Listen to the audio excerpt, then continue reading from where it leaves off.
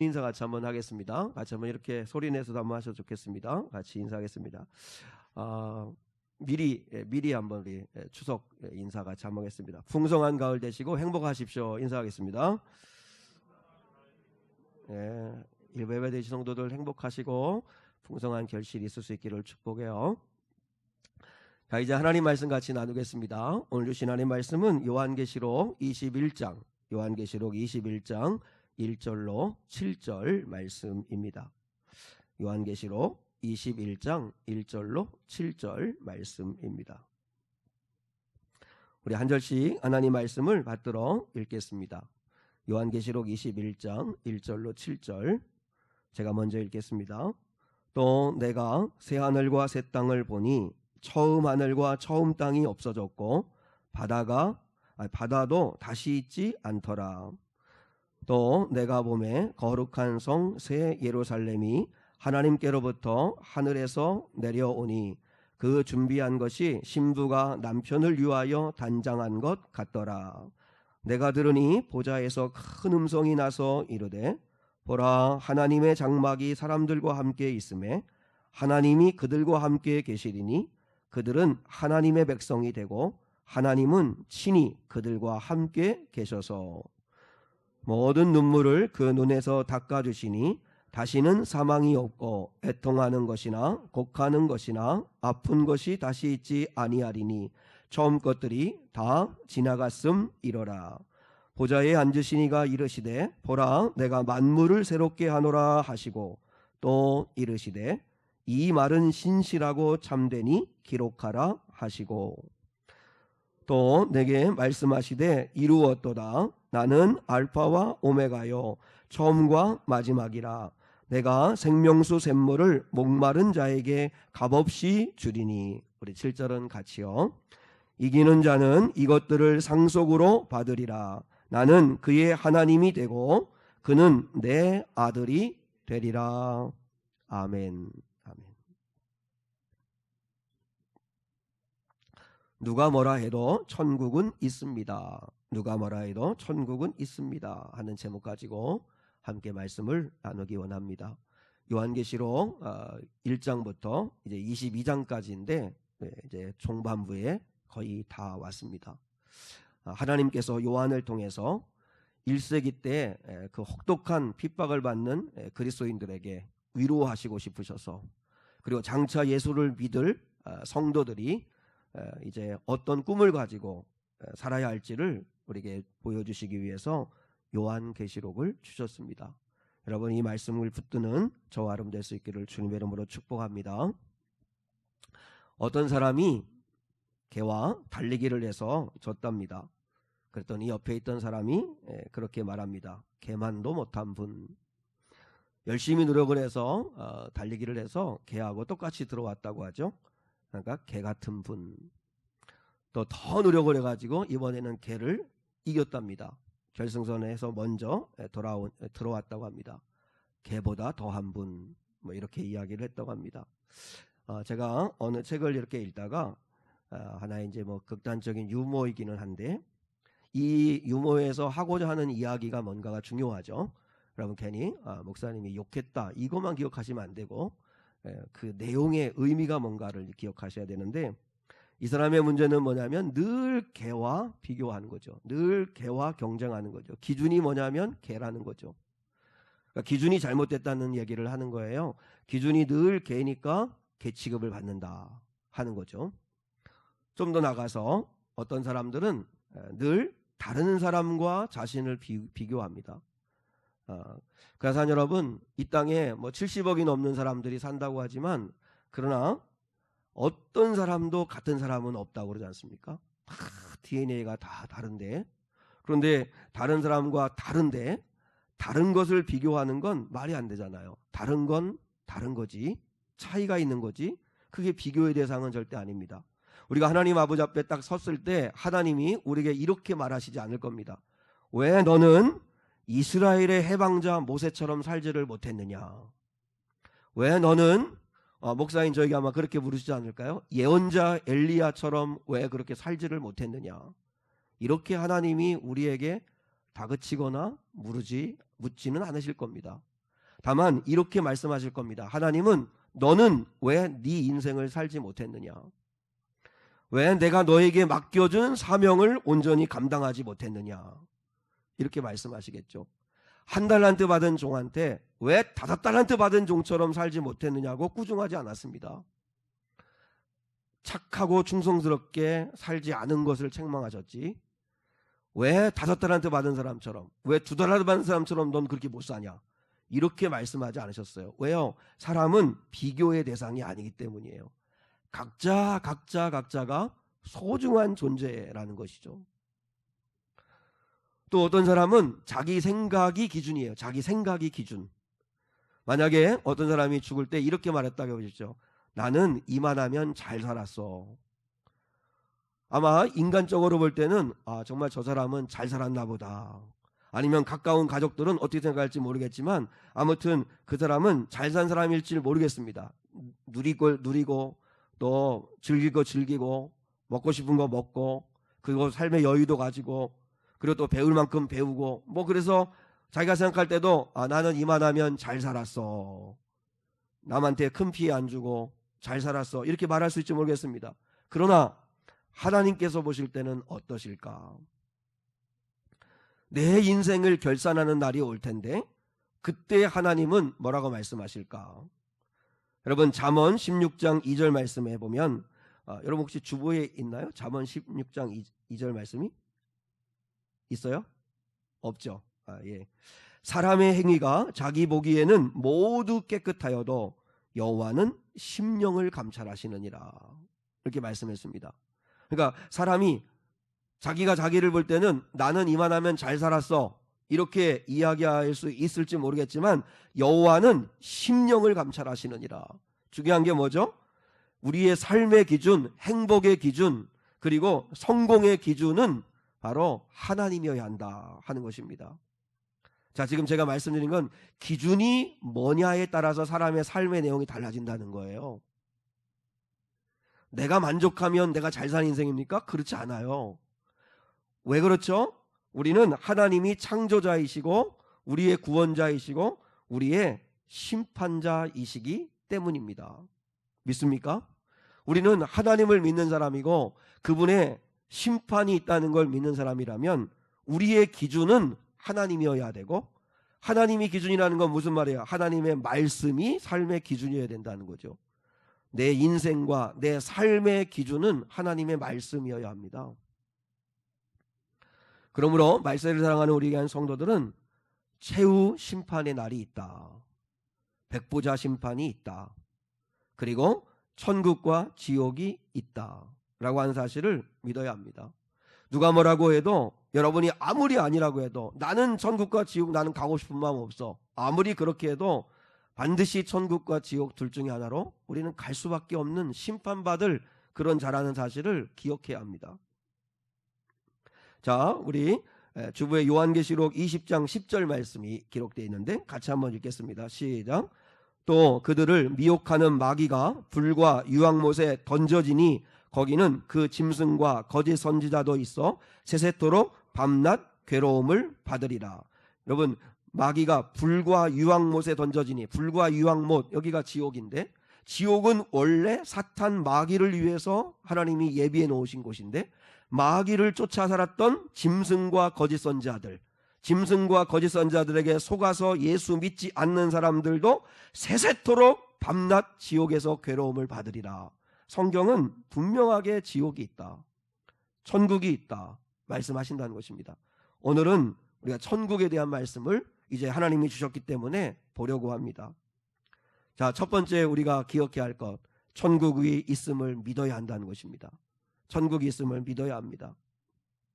사도 요한이 천국을 보았습니다.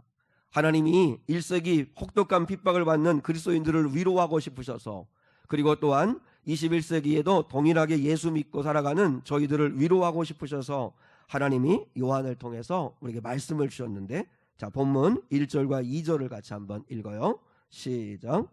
또 내가 새 하늘과 새 땅을 보니 처음 하늘과 처음 땅이 없어졌고 바다도 다시 있지 않더라.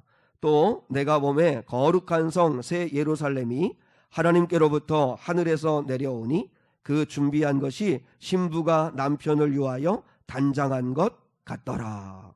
자, 요한이 보았는데 새하늘과 새 땅을 보았어요. 그게 뭐냐면 2절에 보니까 거룩한 성 새 예루살렘, 이게 하나님의 나라, 천국이죠. 이제 새하늘과 새 땅, 새 예루살렘을 보았는데 그 새하늘과 새 땅은, 새하늘과 새 땅을 한자로 말하면 뭐죠? 신천지죠. 이 좋은 말을 우리가 잘 못 쓰죠, 그죠? 신천지 자꾸 쓰면 이 이단이 선수 치는 바람에 저희가 새하늘과 새 땅, 이 신천지를 잘 쓰지를 못하는데, 그래서 신천지는 뭐 자기들 그 소속 안에 들어와야 된다고 그러는데 말도 안 되는 건데요. 아무튼 하나님께서 우리를 위해 신천지, 새하늘과 새 땅, 거룩한 성 새 예루살렘을 예비해 놓으셨는데 처음 하늘과 처음 땅이 없었고, 처음이란 얘기는 옛것, 낡은 것이란 얘기예요. 그러니까 창세기 1장 2장에서 만들었던 이 세상, 이 지구, 이 땅은 이제 없어졌고 바다도 다시 있지 않았다. 성경에서 바다는 항상 음부의 권세, 악한 마귀가 역사하는 것의 상징을 가지고 있는 게 바다입니다. 바다에서 이렇게 불러온 짐승이 있었잖아요. 그런 것처럼 바다는 항상 이렇게 안 좋은 영적인 의미가 있는데 바다도 다시 있지 않더라. 그리고 새 예루살렘이 하나님께로부터 하늘에서 내려오는데 그 준비한 게 마치 신부가 남편을 위하여 단장한 것처럼 정말 멋지고 아름답더라 하는 거죠. 여기서 새로운 하늘, 새로운 땅, 새로운 예루살렘이랄 때 새롭다라고 하는 말이 헬라어는 두 가지 단어가 있어요. 주보에도 있는데 카이노스와 네오스라는 말이 있어요. 네오스라고 하는 말에서 뉴스라고 하는 말이 온 거예요, 영어로. 그러니까 네오스라고 하는 말은 뭐냐면 새 거는 새 건데 리모델링한 거예요. 재활용한 거예요. 그러니까 재생시킨, 아니면 재활용한, 이게 네오스라는 뜻이에요. 예, 리모델링으로 이해하시면 돼요. 그러니까 새 집은 새 집인데, 그런데 그 틀은 그대로 두고 완전히 뜯어고친, 헌집을 뜯어고친 새 집, 그게 리모델링이잖아요. 그건 네오스예요, 네오스. 근데 오늘 본문에서 새로운 일할 때 새 하늘, 새 땅, 새 예루살렘은 네오스가 아니고 카이노스예요. 카이노스. 카이노스는 카이로스와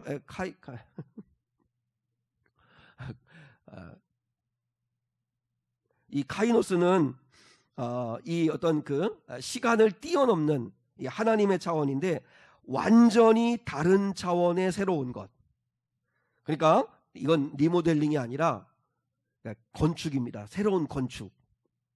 근데 완전한 설명은 아니지만 그런 의미를 담고 있는 거죠. 그러니까 어떤 사람이 그러잖아요. 천국은 이 지구를 재활용하시는 거다. 그래서 하나님이 바꾸시는 거다. 아니에요. 그건 네오스예요. 근데 오늘 본문에서는 카이노스를 쓰고 있어요. 카이노스는 완전히 새로운 것. 지금까지는 한 번도 경험해 보지 못한 완전히 새로운 것. 완전한 존재.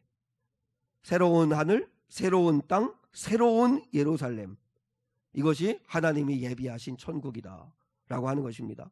천국을 이해할 때 두 가지 개념을 꼭 기억하셔야 합니다. 하나는 통치 개념이고 하나는 장소 개념입니다. 그러니까 이렇게 천국을 여러분이 이해하실 때 통치 개념으로 이해하시는 분들이 많습니다. 그것도 중요합니다. 미국에 살지만 한국 대사는, 그러니까 이게 주미대사로 나간 이 한국 대사는 미국에 살지만 미국에서 나오는 음식을 먹고 미국 식당을 가고 살지만 한국 대통령의 다스림을 받죠.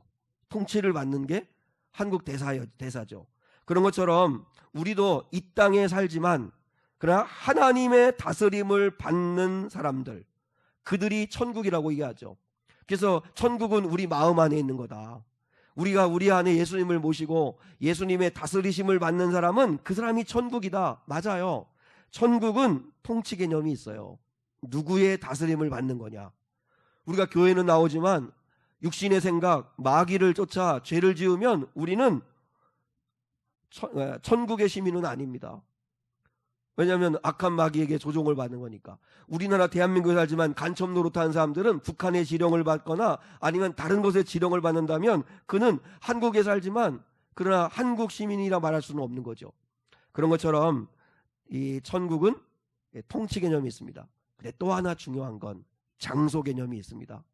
장소 개념은 뭐냐면 반드시 천국은 제3의 장소, 우리는 어딘지 모르겠어요. 거기가 어딘지 모르겠지만 천국과 지옥을 반드시 하나님이 이 땅을 만드듯이 그렇게 예비해 주셨다는 거죠.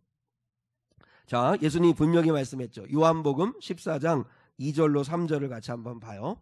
요한복음 14장 2절로 3절 시작. 내 아버지 집에 거할 곳이 많도다. 그렇지 않으면 너희에게 일렀으리라. 내가 너희를 위하여 거처를 예비하러 가노니 가서 너희를 위하여 거처를 예비하면 내가 다시 와서 너희를 내게로 영접하여 나 있는 곳에 너희도 있게 하리라. 이 지구를 재활용하시는 게 아니에요. 이 지구는 요한계시록 17장 18장에서 너 바벨로나 하루아침에 망하였도다 분명히 말씀하셨기 때문에 이 땅은 반드시 심판받아 망할 수밖에 없는 땅입니다. 그러나 하나님은 당신의 자녀들을 위하여 반드시 천국과 그리고 믿지 않는 자들을 위해 지옥을 예비해 놓으셨다는 거예요. 그래서 예수님이 뭐라 말씀하세요? 내가 너희 거처를 예비하러 간다. 다 너희의 거처를 예비하고 나면 반드시 너희를 데리러 오겠다. 그래서 너희를 나 있는 곳에 너희도 있게 하겠다. 주님의 약속입니다. 주님의 약속. 그러므로 우리 사랑하는 성도들은 천국과 지옥을 우리 반드시 믿고 살아야 한다는 것입니다. 그런데 한번 여러분 여쭤보고 싶습니다. 천국과 지옥이 있다. 천국과 지옥을 믿으셔야 한다. 이런 이야기를 하면 여러분 솔직히 어떤 느낌이 드십니까? 너무 막연하게 멀리 느껴지는 느낌이십니까? 아니면 정말 사모합니까? 어떠십니까? 저는 천국과 지옥에 대해서 확실히 믿습니다. 왜냐하면 하나님 말씀이시고 하나님 약속하셨고 그리고 믿어지는 은혜를 주셨기 때문에 저는 정말 확실히 믿습니다. 그래서 정말 어떻게든지 거기 가고 싶고 그리고 지난 주일에 말씀을 드렸지만 저는 정말 천국에서 배달해도 좋습니다. 나는 정말 천국에서 배달하면 어떠해요? 천국에 배달하는 건데 지옥에 상석에 앉는 것보다 천국에서 배달원으로 있는 것보다 훨씬 안 좋겠어요. 웃지도 않으시고 뭐 이렇게 그렇게 공감도 안 하시고 도대체 뭐 어쩌자는 건지 모르겠지만 이재철 목사님이라는 분이 계시죠. 100주년 기념교회를 이제 담임하셨다가 이제 사임하신 은퇴 목사님이 계신데 이재철 목사님이 설교 중에 한 성도에 대한 이야기를 했습니다. 중환자실에 입원하고 계신 성도였는데 이제 그분을 신방할 일이 있었는데 그분은 중환자실에서 홀로 투병 중인데 온 성도들이 그분의 치유를 위하여 같이 기도하고 있는 중이었습니다. 신방을 갔는데 막상 신방을 가서 이렇게 중환자실에 누워 계신 그분을 보니까 의식이 거의 없어요. 거의 없고 욕창으로는 이 허리 그 등 부위에 정말 큰 욕창이 나서 너무너무 고통스러워하고 그리고 의학적으로 회복될 가능성이 없으신 분이에요. 그냥 연명치료만 하고 계시는 그런 상황인 거예요. 목사님이 아무튼 중환자실에 가셔서 그 성도를 위해 간절히 기도해주고 그 다음에 이렇게 돌아서 나오는데 순간 성령 하나님이 주시는 스치는 생각이 하나 있는 게 뭐냐면 이 중환자실에 이렇게 홀로 누워 고통받고 있는 이 성도가에게 정말 가장 좋은 게 뭘까? 가장 좋은 게 뭘까? 이렇게 생각하다가 다시 돌아서서 아직 귀는 살아 계시니까 여러분 사람이 귀는 항상 제일 오래 간다고 그러잖아요. 그래서 귀가 살아 계시니까 그분의 집사님의 귀에다 대고 목사님이 그렇게 권면을 하셨다는 거예요. 집사님 하나님께 기도하세요. 이제 살려달라고 기도하지 마시고 내 영혼을 받아달라고 하나님께 기도하세요. 주님께 평안히 가실 수 있도록 하나님께 기도를 하세요. 그렇게 권면을 해드렸다는 거예요. 근데 그 성도가 그 말을 알아들은 것 같아요. 얼굴에 좀 평안한 마음을 가지고 그리고 며칠 후에 그분이 하나님의 부르심을 받았다는 이야기를 목사님이 들었다고 그런 하는 이야기였어요. 저는 이 목사님 참 용기가 있다고 생각을 해요. 그렇게 말할 수 있는 거. 사실 저도 목회를 이렇게 해보지만 아무리 중환자라 할지라도 살려달라고 기도하기를 좋아들 하시지 하나님 이 영혼을 받아주옵소서 평안히 하나님 아버지 앞에 갈 수 있도록 죽음을 허락해 주십시오 이런 이야기를 비슷하게 하면 여러분 유가족들이 아니에요. 유가족들이 아니라 그 가족들이 별로 좋아하는 것 같지가 않은 것 같아요.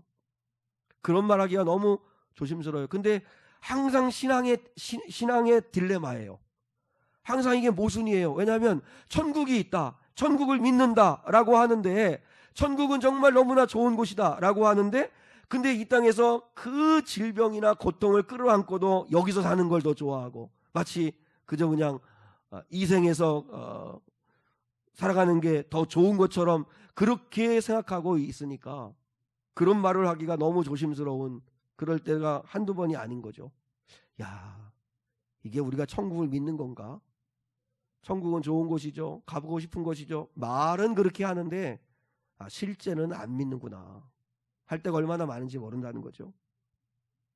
살려달라고 기도하는 게 능사가 아니고, 왜냐하면 천국이 없으면 살아야죠. 어떻게든지 살아야겠지만, 그러나 천국이 확실히 있는데, 그러면 치료하셔서 고쳐야 할 분은 얼마든지 고쳐야 되지만, 그러나 그렇지 않으신 분들은 여러분 죽음을 평안하게 맞이해서 천국에 가시는 게 그게 복이 아니에요?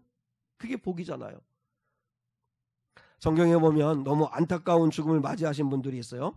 가령 다윗의 친구 요나단 참 좋은 사람인데 너무 일찍 죽었어요. 세례 요한 참 허무하게 죽었어요.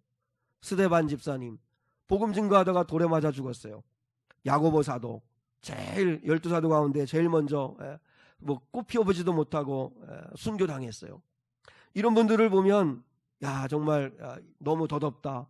이 죽음이 정말 어떻게 보면 불행한 것처럼 느껴지고 이들의 인생은 꽃을 피우지 못한 실패한 것 같은 느낌이 드는데, 그러나 우리가 어떻게 알아요? 왜냐하면 천국이 있잖아요. 천국이 있다면 이들의 죽음이 불행한 게 아니죠. 이들의 인생이 실패한 인생이 아니죠. 그런데 우리는 천국을 염두에 두지 아니하고 인생을 늘 봐요. 그러니까 우리는 그래서 늘 복이 뭐라고 생각하냐면 이 세상에서 오래 사는 게 복이라고 생각하고 무병장수하는 게 복이라고 생각하고, 이 땅의 기준은 그렇지만 우리는 하나님의 말씀의 기준은 천국인데,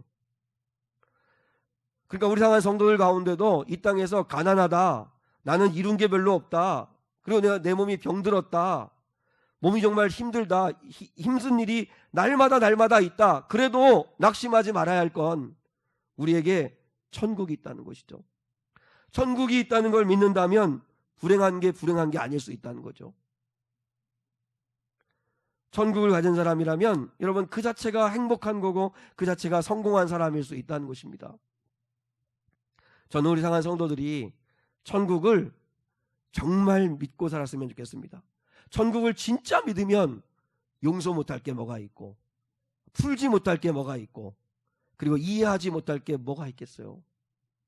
근데 천국을 믿는다, 천국이 있다 말은 그렇게 하는데 실제로는 천국을 실제적으로 믿지 않으니까, 그러니까 우리의 소망이나 우리의 기대가 잘못될 때가 많다는 거죠. 중요한 건 이 땅에서 잘 먹고 잘 사는 게 중요한 게 아니고 우리는 천국에 들어가는 게 중요하죠.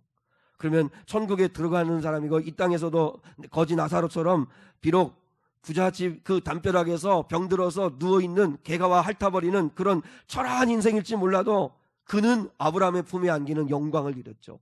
실제로 죽음 너머에서는 우리 인생의 평가는 완전히 달라질 거예요. 그걸 믿는다면 내 삶이 좀 비록 대단한 삶이 아니고 초라할지 몰라도 절대 기죽지 마세요. 중요한 건 내 심령 안에 예수가 계시고 내가 예수를 믿음으로 말미암아 내 이름 생명책에 기록됐고 생명책에 기록된 나는 천국에 들어간다. 그러므로 이 땅에 사는 동안 주님이 살라고 하시는 동안 사명 다하다가 나는 주님께 간다. 이 담대함, 이 믿음 있을 수 있기를 주님의 이름으로 축복합니다. 그렇다면 우리가 이 땅에서 천국이 있다는 사실을 믿으신다면 남은 인생을 우리는 어떻게 살아야 될까? 오늘 본문에 있는 말씀을 통해 두 가지를 적용하려고 합니다. 자, 첫 번째, 친밀한 관계를 누리며 사시라 이거죠. 친밀한 관계를 누리며 사시라. 자, 천국이 좋은 이유가 뭘까요? 천국이 좋은 이유. 50년대, 60년대, 70년대는 여러분 예수천당 불신지옥 하면서 그러면서 전도할 때 천국은 너무너무나 좋은 곳입니다. 천국은 금은보화로 가득합니다. 천국이 좋은 곳이라 했어요. 왜냐? 너무 못 사니까, 너무 가난하니까, 너무 힘드니까 천국 가고 싶다 하는 생각을 가졌는데, 천국이 좋은 거는 환경이 좋아서 절대 아닙니다. 오늘 보세요. 천국이 얼마나 좋은 곳인가. 자, 요한계시록 20장 18절로 21절 같이 한번 읽어요. 20장 18절로 20절이 맞나요? 아무튼 주보에 있는 말씀인데 21장 아닌가요? 응? 이 본문이 21장이에요? 20장이에요? 21장이죠. 네, 제가 잘못, 예.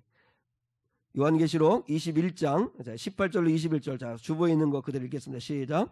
그 성곽은 벽옥으로 쌓였고 그 성은 정금인데 맑은 유리 같더라.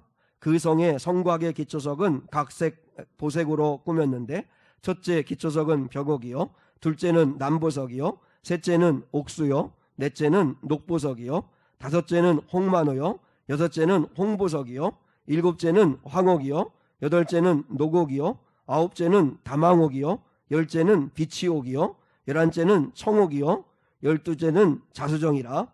그 12문은 12진주니 각 문마다 한 개의 진주로 되어 있고 성의 길은 맑은 유리 같은 정금이더라. 여러분 집에 다 이런 12보석은 다 있죠? 저는 아는 건 정금하고 진주밖에 모르겠어요. 아마 우리 성도들도 아마 그럴 건데 이런 보지도 못한 이런 보석들로 기둥이 막 세워지고 성전이, 하나님의 나라가 그렇게 지어져 있다고 그러는데 참 상상만 해도 화려하고 멋지다는 생각이 드는데, 근데 천국이 좋은 건 이렇게 보석으로 꾸며졌으니까 좋은 건가요? 여러분 그 길이 맑은 유리 같은 정금이래요. 그리 뭐 우리가 뭐 이렇게 반지에 나 목걸이로 끼는 뭐 금한돈, 금서도는 이건 뭐 천국에서는 아무것도 아닌 거 아니에요. 길이 포장이 정금으로 되어 있다고 하는데, 물론 뭐 이걸 상징적인 것도 있고 그렇게 정말 아름다운 것이라는 표현일 수도 있겠지만, 그러나 뭐 실제가 그럴 수도 있으니까. 그러나 천국이 좋은 게 이렇게 보석으로 꾸며졌으니까 좋은 거다. 그러면요 재벌들은 별로 가고 싶어 하지 않을 것 같아요. 그리고 이 땅에서 잘 먹고 잘 사는 사람들은 굳이 천국에 가고 싶지 않을 것 같아요. 여기가 천국인데, 환경이 이렇게 좋은데, 내가 먹고 싶은 거 마음대로 먹고 가고 싶은 거 마음대로 가고 즐길 거 마음대로 즐기고 뭐 돈이 넘쳐나는데 뭐 굳이 천국에 가고 싶나, 이렇게 생각할 수 있죠. 그러나 그건 여러분, 천국이 환경이 좋다는 건 오해입니다. 환경이 좋으니까 거기 가는 거, 그거 아닙니다. 천국이 좋은 이유는 하나님과 함께 사는 곳이기 때문입니다. 자, 본문 3절을 보겠습니다. 본문 3절 시작. 내가 들으니 보좌에서 큰 음성이 나서 이르되, 보라, 하나님의 장막이 사람들과 함께 있음에 하나님이 그들과 함께 계시리니 그들은 하나님의 백성이 되고 하나님은 친히 그들과 함께 계셔서. 천국을 요한에게 보여주시면서 하나님이 가장 먼저 들려주신 음성이 뭔지 아세요? 내가 너희와 함께 거하리라. 내가 너와 함께 거하리라. 사랑의 특징이 뭐죠? 사랑의 특징은 함께 있고 싶은 거예요. 함께 있고 싶은 거죠. 사랑하니까 함께 있고 싶은 거예요. 사랑하는데 함께 있고 싶지는 않아. 그러니까 우리가 뭔가 잘못된 거예요. 그죠? 주말 부부 하시는 분들은 전생에 무슨 나라를 구했나. 예수 믿는 사람들은 그런 말 하지 말아요. 전생도 없거니와 나라를 구했나. 그게 뭐예요? 사실 근데 중년에 이렇게 50, 60 또 이렇게 중년 되신 분들, 아니 젊으신 분들 그렇지만 남편 그거 삼시세끼 밥 차려주는 것도 그래서 그죠? 석식이, 석삼이 이거 별로 안 좋잖아요. 그죠? 하루 세 끼를 집에서 밥 먹는 사람이 전데 별로 그건 잘하는 것 같지는 않아요. 그죠? 좀 나가서 좀 먹고 들어오고 이래야 아내가 좀 편안한데. 근데 사랑은 원래 함께 하고 싶은 거잖아요. 그래서 사랑하니까 함께 살고 싶어서 결혼도 한 거잖아요. 사랑이 정상이라면 집은 둘째 문제잖아요. 물론 좋고 편한 집에서 살면 좋죠. 넓고 깨끗하고 좋은 집에 살면 좋죠. 그러나 좁고 불편한 집에 산다고 해서 그 사람은 불행한 사람이냐? 절대 그렇지 않아요. 왜냐하면 사랑의 관계 속에서 산다면 그는 행복한 사람일 수 있다는 거죠. 그래서 하나님이 요한에게 천국을 보여주시면서 뭐라고 말씀하셨냐면 나는 너희들은 나의 백성이 되고 나는 친히 너희들과 함께 살겠다. 함께 살겠다라고 말씀하신 거죠. 하나님이 우리와 함께 살면 나 부담스러운데요. 이렇게 말하는 분은 하나님을 사랑하지 않는 거겠죠. 자, 7절도 봐요. 7절. 본문 7절 시작. 이기는 자는 이것들을 상속으로 받으리라. 나는 그의 하나님이 되고 그는 내 아들이 되리라. 하나님이 천국을 소개해 주시면서 천국이 좋은 게 뭔지 알아? 내가 너희의 하나님이 되고 너희는 내 아들, 딸이 되는 거야. 자녀가 되는 거야. 그렇게 말씀하셨어요. 환경이 좋으니까 여기로 와 라고 말씀하신 게 아니었어요. 하나님이 우리에게 주시는 가장 아름다운 그 상은 좋은 친밀한 관계를 누리도록 하시겠다는 거예요. 솔직히 사는 여러분, 이 땅에서 행복한 게 뭐죠? 행복하다는 거, 불행하다는 거의 차이는 관계인 것 같아요. 관계. 그렇기 때문에 천국을 정말 믿는 사람들이라면 천국에서 하나님과 정말 화목한 관계, 정말 사랑의 관계, 그리고 그 천국에 모인 사람들과도 정말 사랑의 관계를 나누는 그 친밀한 관계를 약속하셨다면 우리는 천국을 믿는 사람이라면 이 땅에서 관계 회복을 최선을 다해서 이뤄가는 삶을 살아야 한다는 거예요. 사람들이 불행한 건 관계가 나쁘기 때문이에요. 사람이 힘들고 인생이 힘든 건 관계가 깨졌기 때문에 그래요. 학교 생활, 군대 생활, 가정 생활, 직장 생활, 교회 생활, 여러분이 삶의 바운더리 안에서의 생활할 때 보세요. 여러분의 삶의 그 자리에서 어떤 자리에 있든지 관계가 나쁘면 그러면 불행하고 재미가 없고 행복하지가 않아요. 관계가 깨져 있으면 직장 동료와도 그렇고 가족 관계도 그렇고 부부 관계도 그렇고 또 교회 성도들과의 관계도 그렇고 하나님과 나와의 관계도 그렇고 관계가 깨어져 있으면 행복하지 않아요. 그래서 성경은 잠언에 보면 일관되게 관계가 얼마나 중요하냐를 설명해 주셨어요. 자, 잠언 15장 16절로 17절 같이 한번 읽어요. 시작. 가산이 적어도 여호와를 경외하는 것이 크게 부하고 번뇌하는 것보다 나으니라. 아멘이십니까? 아멘이세요? 항상 이렇게 보면 그래도 두 가지 다 주시면 좋겠다. 크게 부하면서도 번뇌하지 아니하고 하나님 잘 믿으면 좋겠다. 근데 항상 그런 건 없어요. 그런 건 없어요. 자, 가산이 적어도 여호와를 경외하는 것이 크게 부하고 번뇌하는 것보다 낫다. 자, 그 다음 말씀 시작. 채소를 먹으며 서로 사랑하는 것이 살찐 소를 먹으며 서로 미워하는 것보다 나으니라. 관계가 중요하다는 거예요. 관계. 자, 잠언 25장 24절 시작. 다투는 여인과 함께 큰 집에서 사는 것보다 움막에서 혼자 사는 것이 나으니라. 정말 그렇죠. 그러니까 주님이 말씀하시고자 하는 건 뭐냐면 행복이 뭐냐. 행복은 사랑하는 사람과 친밀한 관계를 나누면서 서로 아껴주면서 서로 사랑하면서 살아가는 거, 그게 행복이다 라고 말씀하신 거죠. 근데 우리 사랑하는 성도들 가운데 이런 관계가 깨어져 계시다면 우리는 이것을 극복할 수 있도록 하나님 앞에 기도하고 해야 합니다. 5가지 친밀한 관계라고 하는 책이 있습니다. 하나님이 이 책은 어떻게 접근하는 거냐면 하나님이 우리 사람들이 행복한 삶을 살 수 있도록 선물을 주셨는데 그럼 하나님 이왕이면 출중한 외모를 주시든지 아니면 많은 물질을 주시든지 아니면 타고난 재능을 좀 주시든지 그런 걸 선물로 주시면 행복할 거라고 생각했는데 근데 하나님은 생각은 전혀 다르시죠. 하나님이 우리들이 행복할 수 있도록 하나님이 소중하게 주신 선물이 5가지가 있는데 그건 친밀한 관계를 나누라는 거죠. 관계. 그 5가지 친밀한 관계를 나눌 때 사람은 행복할 수 있는데 그게 첫 번째가 나 자신. 한번 5가지를 한번 여러분 잘 생각해 보세요. 여러분은 어떤 부분이 좀 약한지 생각해 보고 그 부분을 위해 기도해야 되는데 나 자신과의 관계가 어떠세요? 나를 소중히 여기세요? 자뻑 말고 스스로 막 이렇게 나르시즘에 빠져가지고 나는 괜찮아, 나는 대단해, 뭐 이런 거 말고, 지금 약 먹어야 되는 수준 말고 나를 정말 소중히 여기는가. 나는 진짜 실패자 같고, 진짜 루저 같고, 나는 왜 잘하는 게 없는 것 같고, 나는 왜 이렇게 못났을까, 이렇게 생각하는 게 아니라 나 자신과의 관계, 나를 얼마나 존귀하게 여기는가. 여러분, 자존심이 세일 필요는 없지만 자존감은 높아야 합니다. 나를 존귀하게 합니다. 왜냐하면 그리스도가 나를 위하여 십자가에 죽기까지 사랑하셨으니까. 두 번째, 가족을 주셨대. 가족 관계, 가족과의 관계. 아담과 하와가 서로 사랑할 때 행복했어요. 근데 죄가 틈타 가지고 서로 미워하고 시기하기 시작하니까 불행해지기 시작해요. 그러니까 자식들 가인과 아벨도 또 이렇게 또 싸우면서 형이 동생을 쳐 죽이고, 이런 비극이 벌어져요. 가족과의 관계.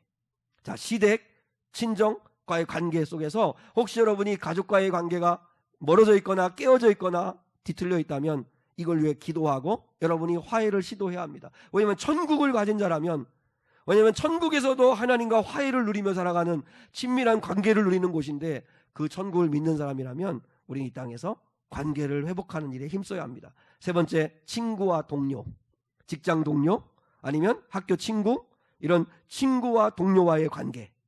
네 번째, 연인, 사랑하는 사람과의 관계. 뭐 부부일 수도 있고, 아니면 데이트하는 뭐 남녀간일 수도 있고, 그 연인과의 관계. 요즘 사람을 믿을 수 없잖아요.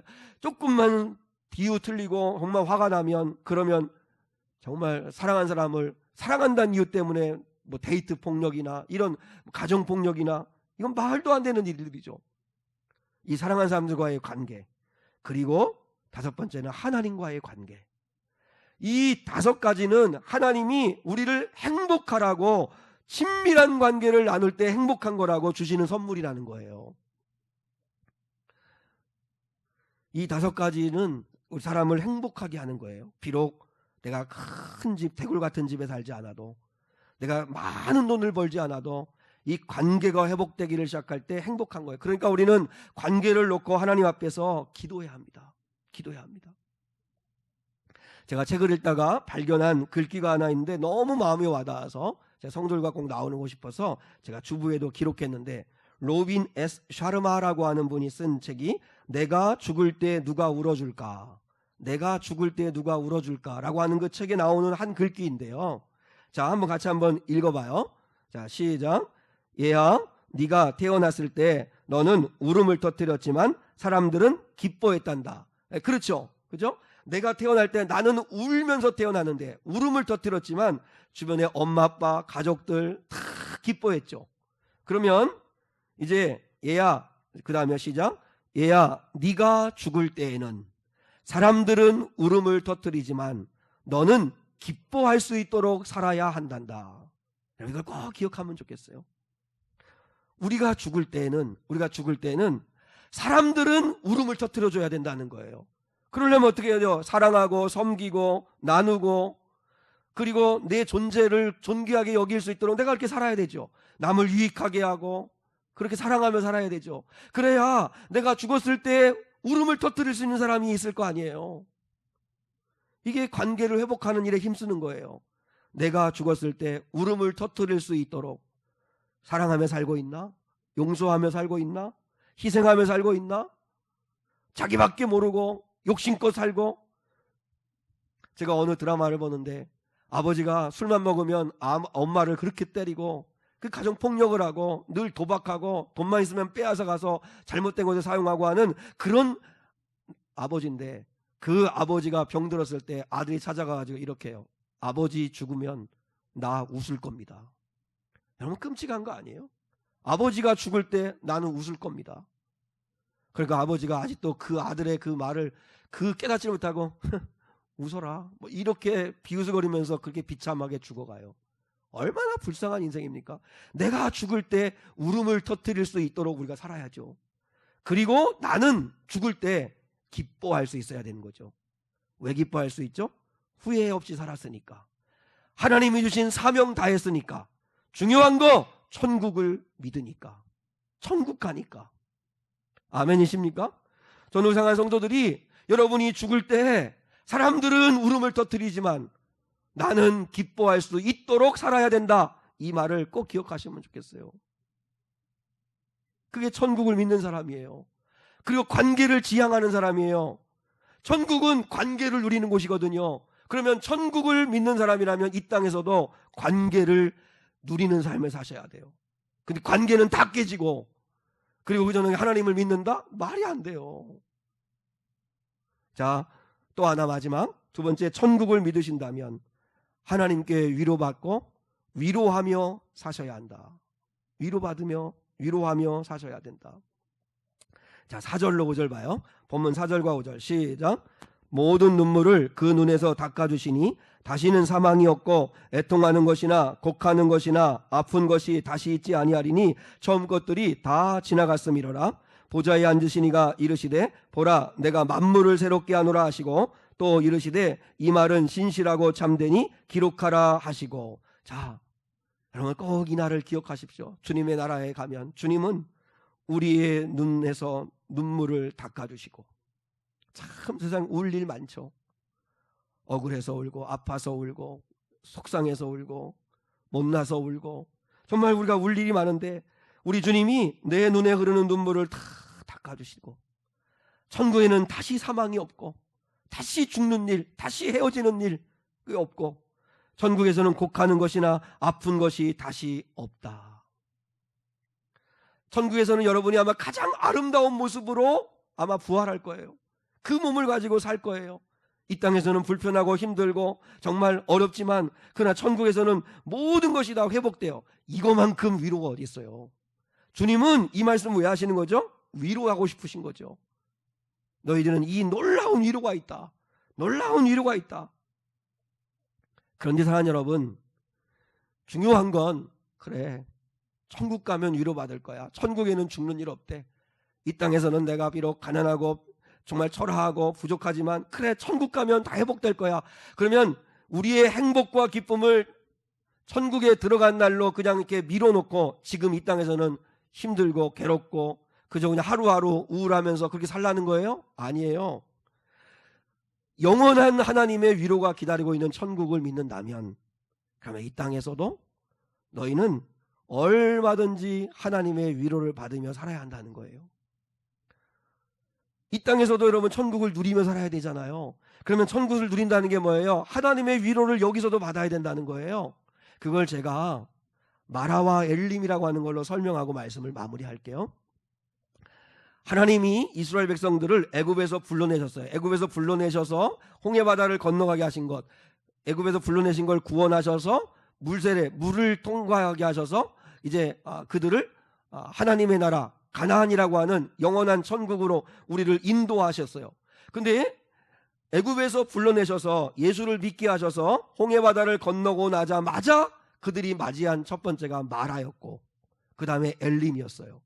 이게 영적인 의미가 있어요. 왜 하나님이 구원하신 당신의 백성들을 가나안 천국으로 인도하시는 삶의 그 여정에서 왜 마라와 엘림으로 인도하셨을까? 이제 광야로 들어왔어요. 사흘길을 갔는데도 마실 물이 없는 거예요. 여러분, 광야에서 마실 물이 없다는 거, 우리가 하루만 물 안 먹어도 정말 너무 힘든데 사흘길 물이 없어요. 근데 너무너무 감사하게 오아시스를 발견했어요. 그래서 먼저 도착한 사람들이 쫓아가가지고 허겁지겁 그 물을 퍼먹었는데 그 물은 사람이 마실 수 없는 쓴물, 독물이에요. 너무나 독한 물이에요. 그래서 그걸 막 탁태 뱉으면서 그러면서 기쁨과 흥분은 잠시, 그리고 그들의 입에서 악한 말이 쏟아지기 시작하고 모세와 하나님을 향해 원망하기 시작해요. 그 애굽에서 건져 홍해바다를 건너고 난 다음에 하나님을 그렇게 찬양했던 게 사흘도 안 갔어요. 사흘도 안 갔어요.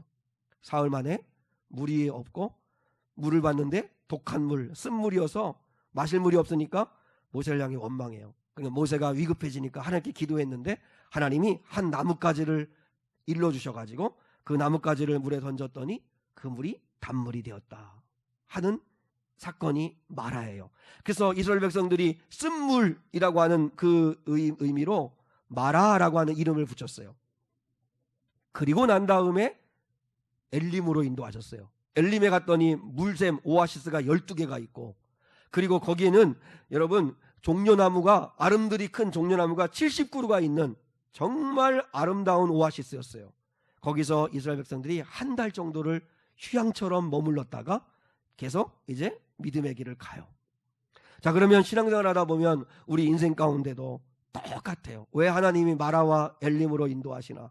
우리가 살다 보면 마라를 만나기도 하고 엘림을 만나기도 한다는 거예요. 엘림은 어떤 곳이죠? 기분 좋은 일, 감사한 일, 일이 잘 되는 일.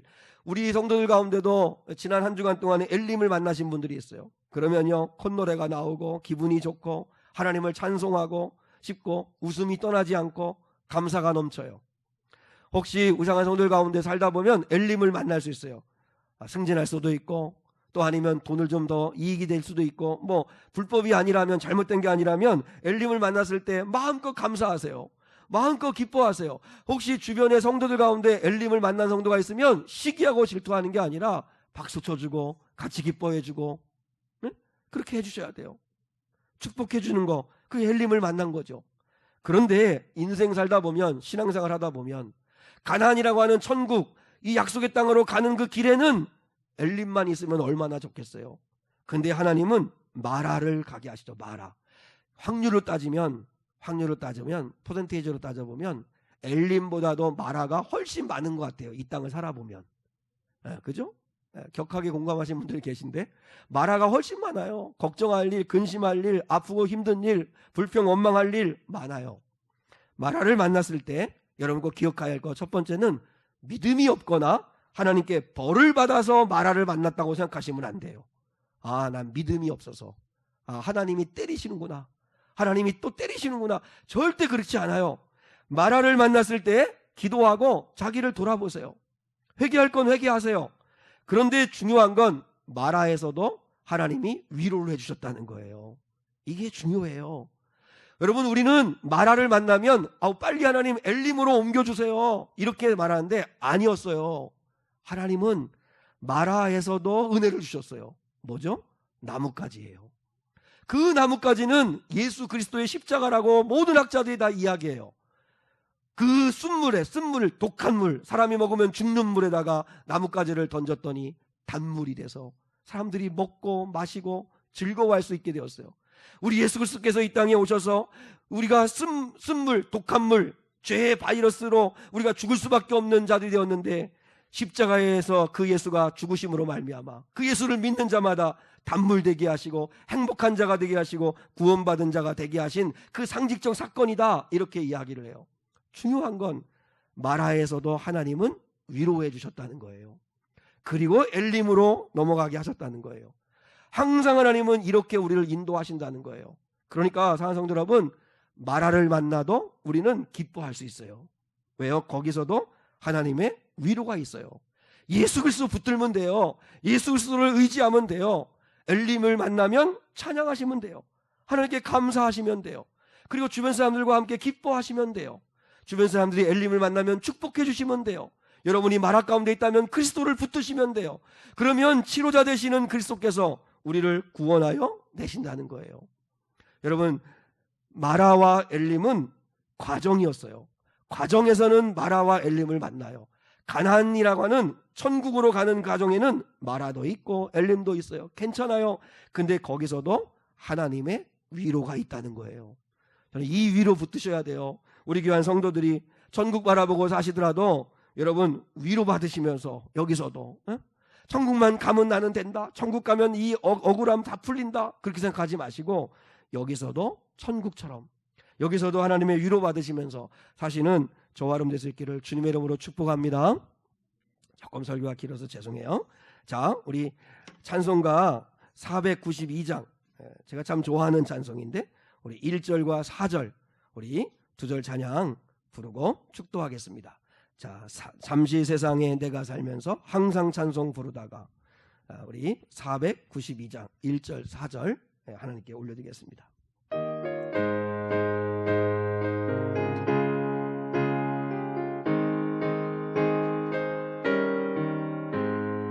잠시 세상에 내가 살면서 항상 찬송 부르다가 날이 저물어 오라 하시면 영광 중에 나가리. 열린 천국문 내가 들어가 세상 짐을 내려놓고 빛난 멸류관 받아 쓰고서 주와 함께 길이 살리. 한숨 가시고 죽음 없는 날 사모하며 기다리니. 내가 그리던 주를 배울 때 나의 기쁨 넘치리라. 열린 천국문 내가 들어가 세상 짐을 내려놓고 빛난 멸류관 받아 쓰고서 주와 함께 길이 열린 천국문, 열린 천국문 내가 들어가 세상 짐을 내려놓고 빛난 멸류관 받아 쓰고서 주와 함께 길이 살리.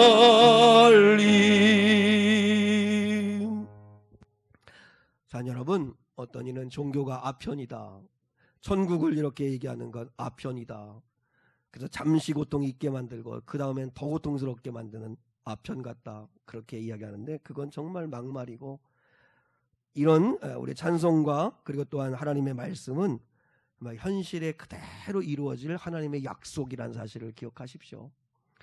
그러므로 여러분, 믿음으로 하나님 나라 바라보시고, 그리고 관계를 누리시고, 그리고 무엇보다 위로받으시면서 힘있게 달려가는 저와 여러분 될 수 있기를 축복합니다. 하나님 아버지, 감사합니다. 오늘 거룩한 주일 맞아 하나님 앞에 나와 예배하게 하시니 감사합니다.